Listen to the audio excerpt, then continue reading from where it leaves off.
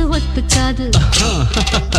செந்தூர பாண்டிக்கு ஒரு சோடி கிளி கூட சோழ கருது போல தோள